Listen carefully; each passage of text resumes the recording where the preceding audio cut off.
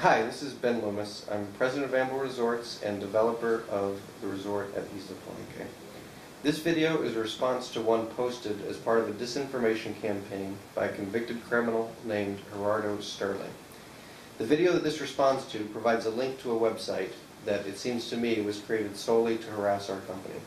And while I can't legally say that he's trying to extort money from us, I think that anyone who looks at all of the available information and facts will have a hard time coming to any other conclusion. If you're interested in learning the details, you should feel free to contact me and I will gladly provide all of the information I can.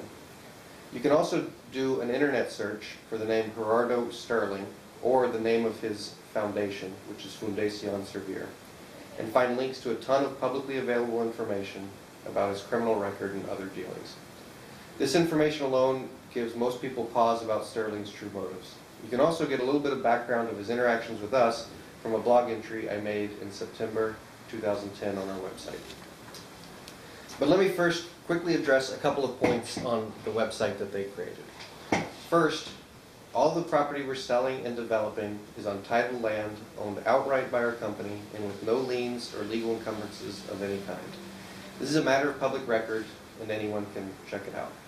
Secondly, the website goes to great length to discuss how Sterling presented this criminal complaint against me and my company for usurping what he claimed was his land. So let's be clear on what this means.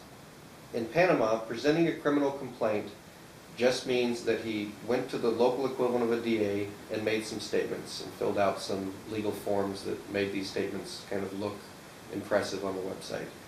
But it requires no evidence and is no different than someone in the United States going to the police and filing a police report. It institutes an investigation, and yes, it's true, he did that, and there was an investigation because anytime this happens, there has to be an investigation. But once that investigation was completed, the complaint was refused by a judge, dismissed as frivolous, and that, of course, isn't shown on the website. There's so much more about this website that's wrong and or misleading, it would take a while for me to address it all. So if you're interested, contact me and I'll answer all of your questions.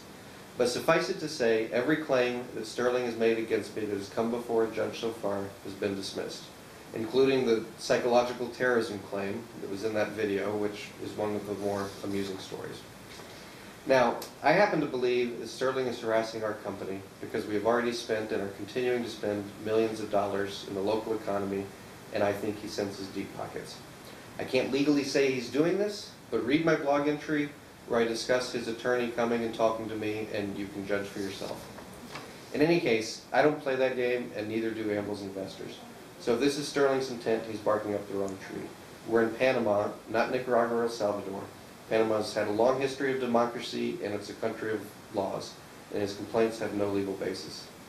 Likewise, the local community around Isla Palenque is sick of someone from Cologne on the other side of the country trying to halt a development that is bringing jobs and money to the local economy.